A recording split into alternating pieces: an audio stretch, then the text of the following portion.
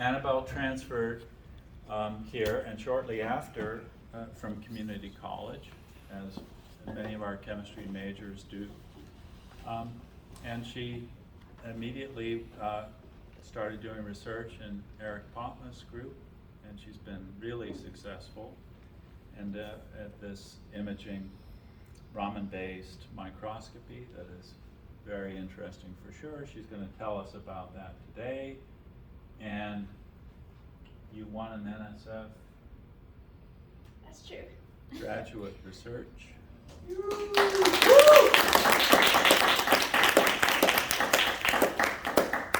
And after that, Professor Potma said, I think I'll hold my nose and keep her on. Not exactly those words, but... Thank you, Dr. Shaka, for the introduction. I'm very happy to be here and tell you about chemical imaging of collagen. Today I will share some insights on how this cool chemical imaging tool can actually help us understand collagen-related diseases and treatments. First, do you know what is the first part of your eye that helps you to see clearly? It is called the cornea, and it is the outermost layer of your eye's focusing system. On the molecular level, collagen and its chemical bonds help the cornea keep its shape. Long collagen polypeptides assemble into triple helix structures that bundle up to form fibers. These fibers create a network that supports the shape of your cornea. And actually not just your cornea, collagen also structurally supports many parts of your body, such as your tissues, tendons, bones, and many more. However, if the structure of your collagen changes, then your tissue changes shape, which leads to diseases. One such disease is called keratoconus. It is caused by structural changes in the cornea of your eye. Here we can see the bulging and disrupted structure of the cornea that leads to blurry vision. The main treatment for keratoconus is corneal transplant surgery, but this procedure is complicated and invasive. An alternative therapy is the topical application of vitamin B2 followed by UVA radiation. However, the underlying mechanisms as to why and how this simple treatment works are still unknown.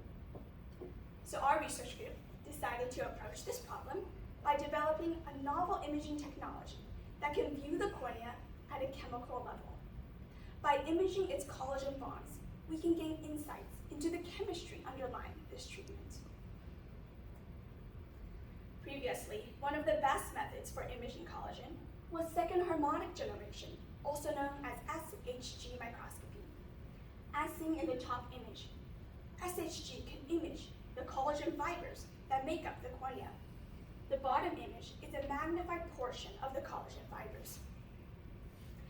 However, seeing the overall shape of the collagen fibers is not enough to understand the chemistry underlying this treatment. However, if we can view specific chemical bonds, then we can better understand how this treatment affects things down to the chemical level. So we built a similar technique called sum frequency generation. Here are two Jablonski diagrams that show the optical processes for SHG and SFG. For both, the sample absorbs 2 photons simultaneously, then 1 photon with a combined energy is emitted. However, there is a clear difference between the two. For SHG, both photons have the same energy and both hit virtual states in the molecule. While for SFG, we use 2 different laser beams. Red region, which means that we can match it to different vibrational states in the molecule. This way, we can actually tune our light and tune it to view different chemical bond vibrations. And by changing the wavelength of the red arrow, we can image different chemical bond vibrations in the molecule. To give you a little bit more idea of what this means, here is the spectra for SHG and SFG. As you can see from SHG, changing the wavelength does not change the intensity of our signal. However, for SFG, whenever we resonate with a certain chemical bond vibration, then we see an increase in signal. And we know that comes from that specific chemical bond vibration. Well, how do we take images using this technique? Well, we send in the two input lasers, the red and the green, to the sample. And then the emitted blue photon is detected by our PMT, which is sort of like a light detector. In order to make an image out of this, we scan the laser beam across different points of the sample and make a picture out of it. So to dig a little deeper on how our whole system looks like, here's a picture. I know there's a lot going on here, so I'll just show you a little bit by a little bit. So the first part is the pump laser and the OPO. So the OPO stands for the optical parametric oscillator. And these two generate the two laser beams that we need to use. The OPO helps us to change the wavelength in order to target different chemical bond vibrations. Then we have the delay lines. These make sure that the two beams hit the molecule pretty much at the same time. Then we have a series of polarizers and half-wave plates.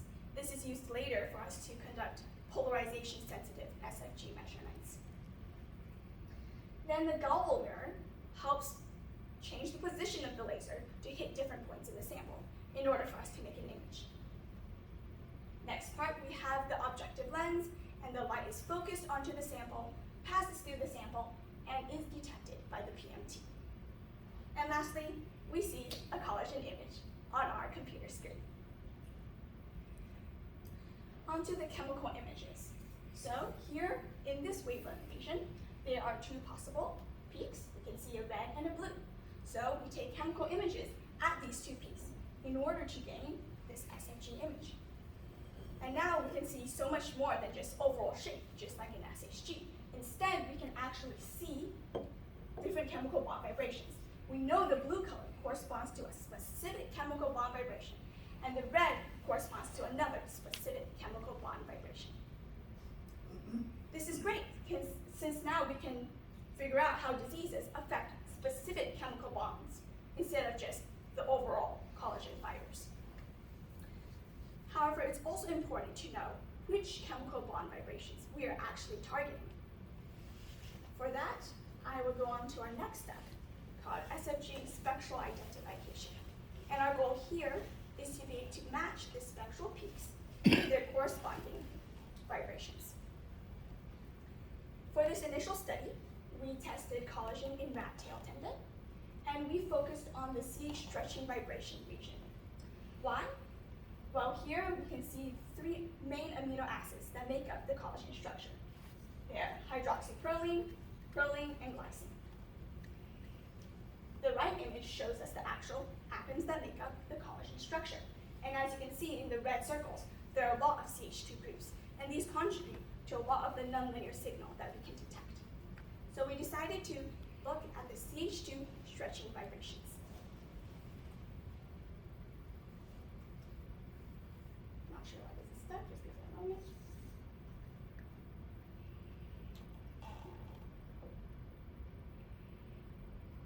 There we go. Okay, so now for the CH2 stretching region, there are two possible vibrations, symmetric and antisymmetric.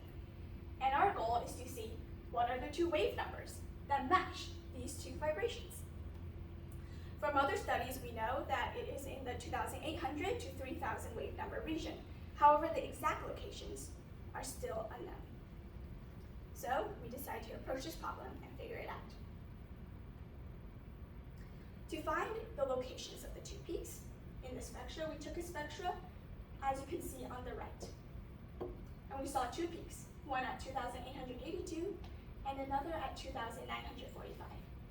To give you a little background as to how we got this image, each point represents the intensity of the SFG image using that wavelength of light.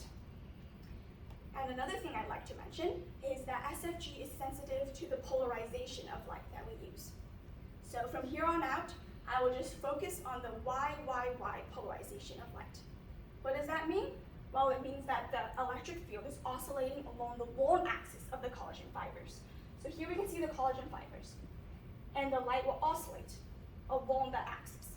So for example, if this is the collagen fibers that we're imaging, the light is coming in this way, then the electric field is oscillating like this as it hits the long axis of the collagen fiber. We also tested different polarizations, but just for this presentation, I'll focus on Y. Okay, so now we found the two peaks as I showed you on the other slide, and they were at 2,945 and 2,882 wave numbers. Our next step is to figure out which one of these corresponds to which one of these vibrations. And for that, we looked at the symmetry properties of the two vibrations and the two wave numbers. In order to display the symmetry properties, we used polarization plots.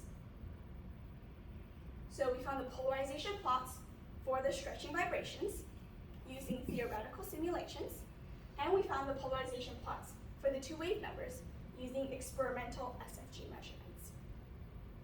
What is a polarization plot? Well, it is a plot that's taken at a certain polarization, so for our case, just Y, and it shows how the SFG intensity fluctuates as we rotate the molecule in a whole circle. So for the theoretical simulations, we first took a collagen molecule from a protein data bank, extracted the CH2 groups. That one over there is also shows the CH2 groups. The black are the carbon atoms, and the magenta are the hydrogen atoms. The arrows show the orientation of each bond. And the one in the upper right corner, that is a polarization plot. And here is a little animation for you to understand how we got the polarization plot. We rotated the whole molecule in a whole circle and found the intensity of the SFG signal as the molecule was rotated. And in this case, we see sort of a peanut-shaped pattern. So we conducted these experiments for both of the vibrations, for symmetric and anti-symmetric. And there we go. So the symmetric showed a peanut shape, and the anti-symmetric showed a butterfly shape. Our next step was to use experimental SFG measurements to find the polarization plots for the two wave numbers. So again, this time, using experimental measurements, we, in principle, rotated the whole molecule 360 degrees while taking the SFG intensity and plotting it onto the polarization plot. I think this animation is pretty cool. We can see how, as we rotate it, the intensity fluctuates in a certain pattern, and that pattern is plotted on the polarization plot. So it goes in and out, more intensity, less intensity, and so on. So we did this for both of the wave numbers, 2,945 and 2,882, to find the two polarization plots. And now the middle one is no longer a question. By looking at the polarization plots, we can match the wave number to its corresponding chemical vibration. Just to give you a better picture of it, here is it overlaid. The peanut shape was seen for both 2,945 wave numbers and also for the symmetric. So we know these two correspond together. Same story for 2,882 corresponding with the anti-symmetric stretching mode. Piecing everything together, we've shown that SFG can image specific chemical bond vibrations by using different energies of light.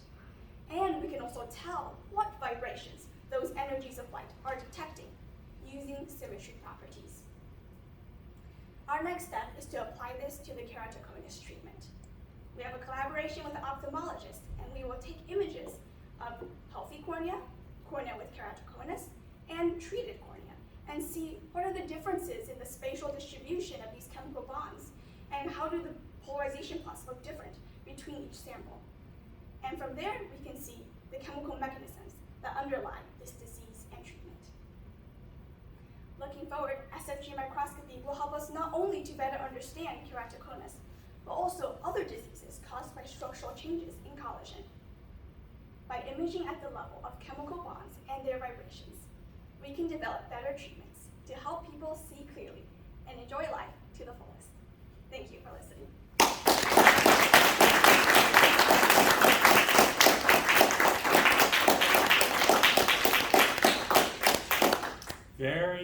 nice, indeed. Questions? Yes, Courtney? Are there any alternative methods to a polarization plot that you guys could have used to determine or match the wave numbers to the identities of the collagen? So are there other polarization plots that we could make?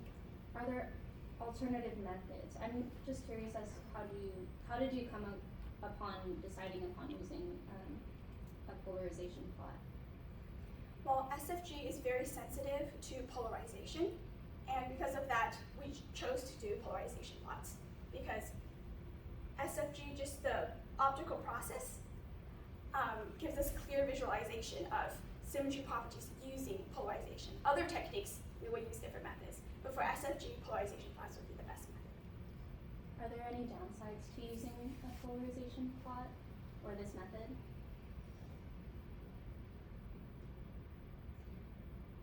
Well, for this case, antisymmetric and symmetric would show quite different responses for polarization for symmetry properties, but if, for example, they were more similar, maybe there'll be a better technique for it. Thank you. I have one question. When you change the red light, the IR, do you have to simultaneously change the green one to keep the blue photon the same, or does the blue photon slightly change color as you scan the red one as well? That's a good question. So for our experiments, we keep the green, the inputted visible laser beam at the same energy. We only change the red. So as you said, the blue will also change Okay. slightly in energy. We All keep right. the green one constant. But that doesn't change the intensity too much. It's not a big enough shift in terms of what you're doing with the red. I'm just thinking if the blue changed to, I don't know, ultraviolet or way off, that might be a problem in the intensity changes, but I don't know enough to. So the wave number of the blue, so like the energy of the blue, does not change the intensity. Because for the intensity, we just plot how many photons hit it. Okay. So the blue changing energy would change the energy of the photon itself, but will not change how many photons hit our detector. Okay, so you're doing photon counting, huh? Pretty much. Okay. One other thing, can you comment on the type of resolution you can hope to achieve with the, I assume, I saw 200 microns there. What kind of resolution can you get? Because that may be important as well. I don't know if you can get down to a single fiber, that's being affected by B2 or something like that. That's a good question. So our resolution is about 1 millimeter, which means that we can see about 1 fibril to 1 fiber. That's around the region of resolution that we have. 1 micron. 1 micron, sorry. Yeah, 1 millimeter is what I can see. Without any other questions? All right, let's thank Anabel again.